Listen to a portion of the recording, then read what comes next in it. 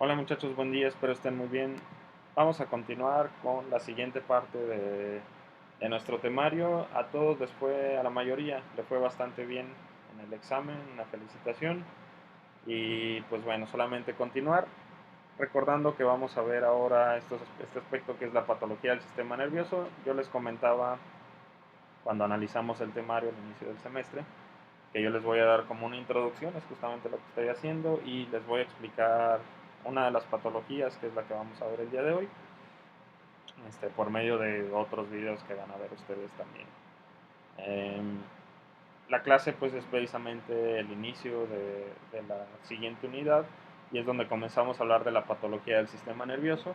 Después de la introducción que yo les voy a dar el día de hoy, ustedes van a tener que hacer una actividad la siguiente semana, el siguiente viernes, que es 9 de octubre, si no me equivoco, en donde ustedes van a analizar de acuerdo a un formato el resto de algunas patologías. No vamos a ver todas las patologías porque son literalmente cientos de patologías, pero sí vamos a ver las principales, las que tienen más relación con su carrera, más incidencia con la atención que nosotros brindamos a los pacientes neurológicos y que son las que más probablemente ustedes van a encontrar entonces en su práctica profesional o que van a ver cuando estén ustedes en el ámbito clínico un poquito más de lleno.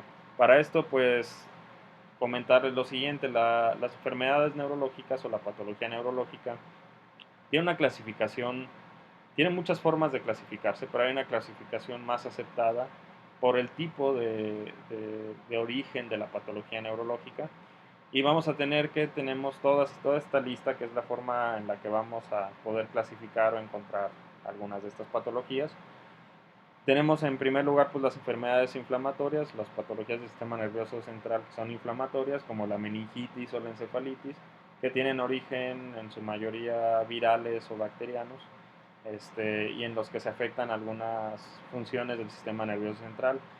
Recordar también, antes de continuar con esto de la clasificación, que cuando se afecta el sistema nervioso se afecta cualquiera de las funciones que tenemos en el sistema nervioso. Puede ser que se afecte el estado de alerta, puede ser que se afecte la cognición, puede ser que se afecte la memoria, puede ser que se afecte el comportamiento o la conducta. Y dentro de estas alteraciones o disfunciones, pues vamos a encontrar también las funciones o las disfunciones motrices y sensitivas, que son las que más nos atañen en la práctica de nuestra carrera. Este, pues bueno, eso es lo que quería recordarles antes de continuar, porque precisamente vamos a tener que algunas de estas enfermedades pues no tienen relación directa con lo que nosotros pues llevamos a cabo en nuestra práctica profesional, aunque hay algunos ámbitos de la fisioterapia en donde se comienza a ver o a tocar temas de la salud mental y de otros tipos de aspectos del sistema nervioso, pero bueno, digamos que de forma general esta clasificación son de las patologías con las que más vamos a tratar. Tenemos enfermedades que también, o tenemos también enfermedades que son sistémicas, es decir, que afectan otros sistemas o que tienen origen en otros sistemas, pero que al final de cuentas van a haber afectado el funcionamiento metabólico y químico del sistema nervioso central o periférico. Eh, Algunas de ellas, por ejemplo, la enfermedad de Huntington, que es precisamente un tipo de patología sistémica en donde se ve afectado el sistema nervioso central, algunas ataxias también, algunas atrofias, etcétera. Vamos a tener también los trastornos extrapiramidales como la enfermedad de Parkinson. Extrapiramidales, recordar pues que están fuera del sistema o de la vía piramidal, es decir, de la vía que controla el movimiento voluntario, pero que al final también van a afectar el control motor. Vamos a tener también las demencias, donde aparentemente pues no tiene pues sí, mucha injerencia en nuestra carrera, pero en las que sí podemos encontrar algunas áreas de oportunidad clínica con el paciente, por ejemplo, de Alzheimer o demencias de cuerpos de Lewy, etcétera. Hay otro tipo de demencias, la demencia vascular también. Pero bueno, vamos a tener también las enfermedades que son desmielinizantes y recordar que entonces estas enfermedades son aquellas que van a afectar la estructura que precisamente se encarga de la propagación correcta y adecuada del impulso nervioso, que es la mielina. Entonces, cuando se pierde la continuidad, cuando se pierde la estructura sana de la mielina en una neurona o en un grupo de neuronas, pues se pierde también la función que cumplen dentro del sistema nervioso. En su mayoría pues son enfermedades que tienen que ver con la motricidad, y dentro de las enfermedades desmielinizantes pues encontramos a la esclerosis múltiple, por ejemplo. Tenemos otros tipos de trastornos, que son los trastornos de nervios y raíces. Los trastornos de nervios y raíces pues precisamente son las neuralgias, las neuropatías, etcétera.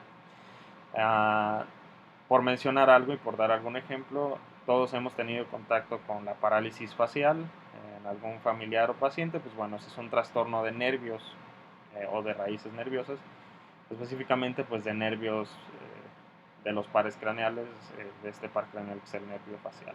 Pero bueno, tenemos también las polineuropatías, como la neuropatía o la polineuropatía del paciente crítico, o el síndrome de Guillain-Barré, por ejemplo, también, entre otras. Tenemos las enfermedades de la unión neuromuscular, que son aquellas en las que se afecta la unión de la neurona motora con el músculo. Y esto de la neurona motora lo vamos a hablar en un momento, porque precisamente es algo muy importante en la clasificación de las patologías. Otro tipo es precisamente la patología que van a analizar ustedes, o que vamos a revisar el día de hoy, que ustedes van a analizar para responder la actividad, que es la patología vascular, que aunque tiene origen vascular, pues tiene, digamos, manifestaciones motrices, sensitivas y de otros tipos en el sistema nervioso, y vamos a analizar más adelante por qué. El diagnóstico de toda esta clasificación que estamos analizando, pues precisamente se lleva a cabo mediante diversas pruebas y de diversos tipos. Y este diagnóstico tiene precisamente no siempre una forma única de realizarse, y me refiero a que no todos los diagnósticos tienen siempre un veredicto certero. No todos los diagnósticos están correctamente realizados, o no me refiero a correctamente realizados, sino me refiero a que no todos son absolutos. ¿Qué es lo que quiero decir? Muchas de estas patologías tienen formas de llevar, tienen formas de analizarse, que precisan pruebas, exámenes, etcétera, que llegan a ser de alto costo y que no siempre se realizan en el ámbito del paciente. Y entonces llegamos a diagnósticos mediante la clínica únicamente y mediante sospecha por conducta clínica. En otras ocasiones el diagnóstico sí es completamente certero y sí es completamente, eh, pues digamos, sólido, de acuerdo a hallazgos clínicos, y aparte de hallazgos de otros tipos de pruebas que son más sencillas, y de pruebas que se pueden encontrar más fácilmente en el ámbito social de algún paciente. ¿Qué es lo que quiero decir entonces? Que de todas las pruebas, aparte del diagnóstico clínico y del examen físico, va a haber otras pruebas necesarias, como las pruebas de imagen. Y lo que estamos viendo aquí en nuestra pantalla, pues precisamente es uno de los tipos de pruebas. Se denomina electromiografía.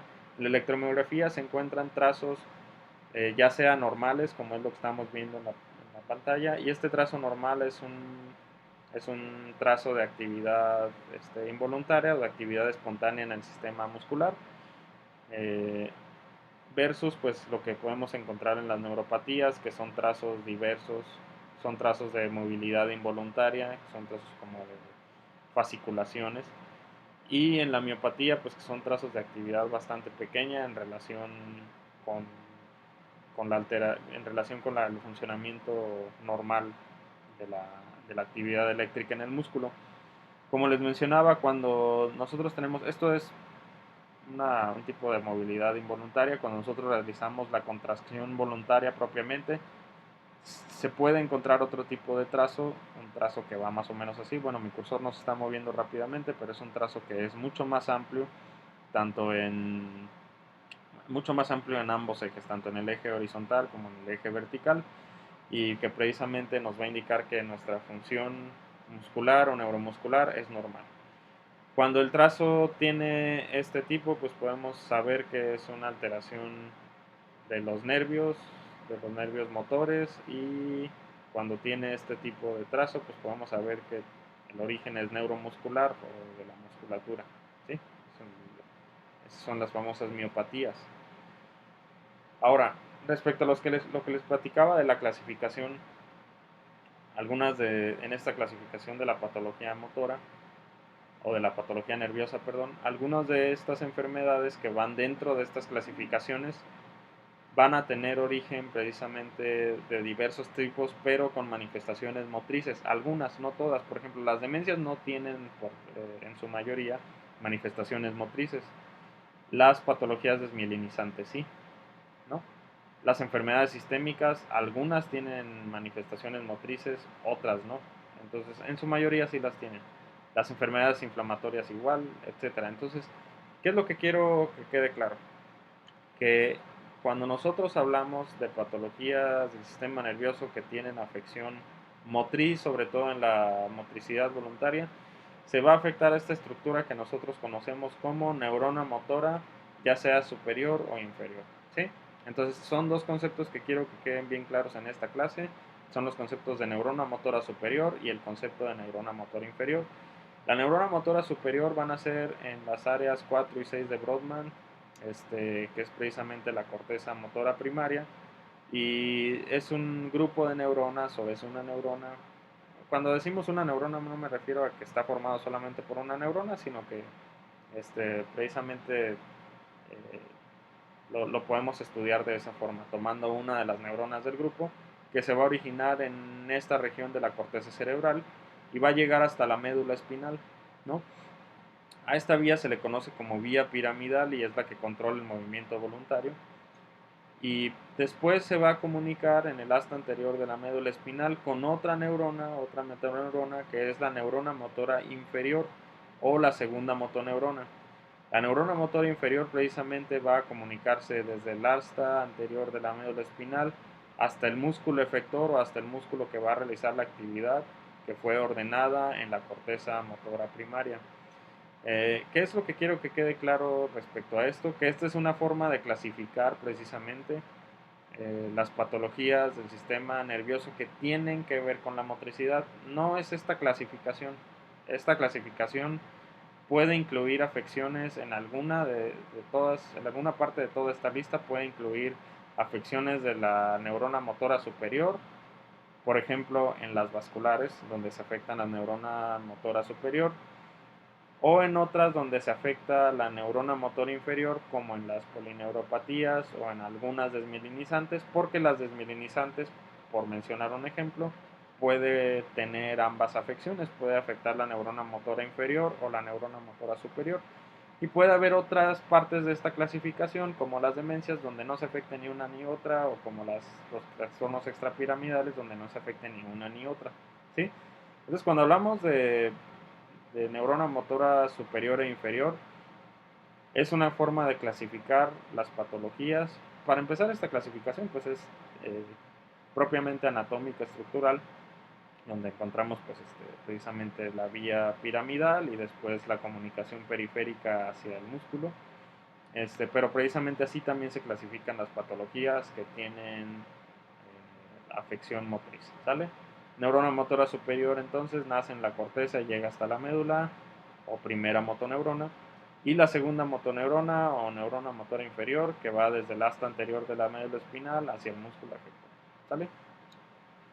Y aquí en esta imagen pues tenemos precisamente el diagrama de cómo es que se distribuye. Recuerden ustedes que la vía piramidal precisamente se origina en la corteza cerebral, las áreas 4 y 6 de Brodmann como platicábamos, y precisamente a nivel del bulbo raquídeo, a nivel de la pirámide se lleva a cabo esta decusación.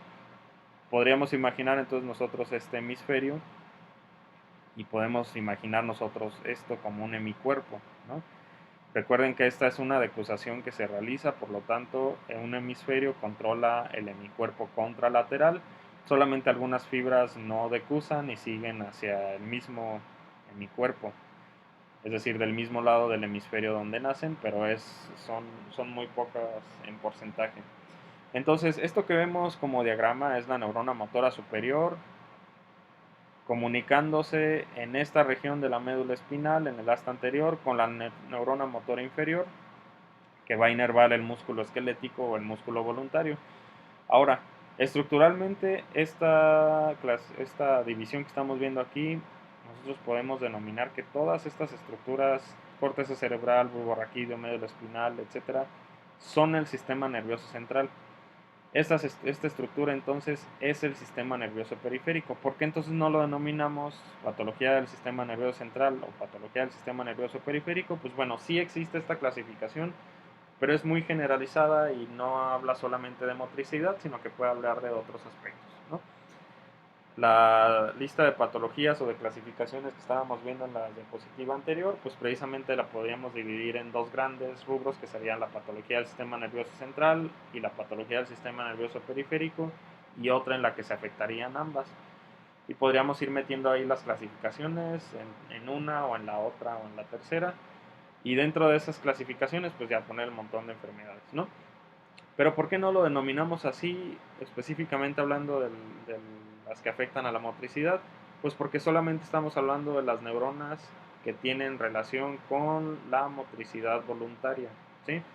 Entonces, en la neurona que tiene relación con la motricidad voluntaria es la neurona motora superior para el sistema nervioso central, y en el en el sistema nervioso periférico se le denomina entonces neurona motora inferior, ¿sale?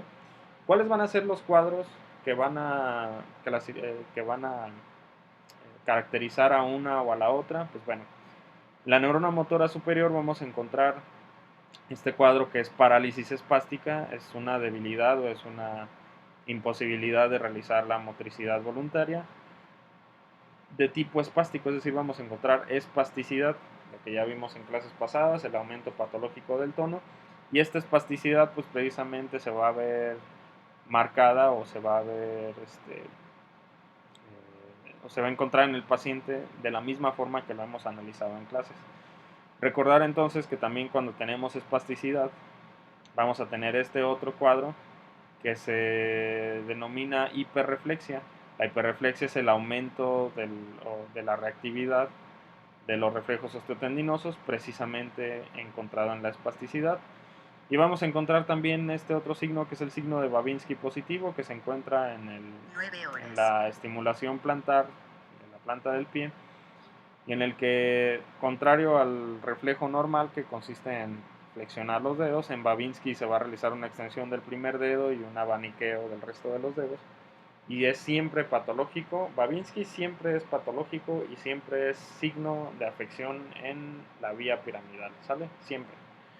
Ahora vamos a tener, como les decía también, pues un aumento del tono y una atrofia por desuso, es decir, los músculos que no se estén utilizando, mayormente aquellos que no van a ser espásticos, sino que van a ser los antagonistas de los espásticos. Recuerden que también la espasticidad es segmentaria o tiene algunos patrones que van a ser muy específicos, ya sea patrón flexor, patrón extensor, etc. Entonces, también van a tener atrofia estos músculos, pero la atrofia, perdón, la vamos a encontrar mayormente en los músculos antagonistas, los que no van a estar marcados de forma tan evidente por la espasticidad.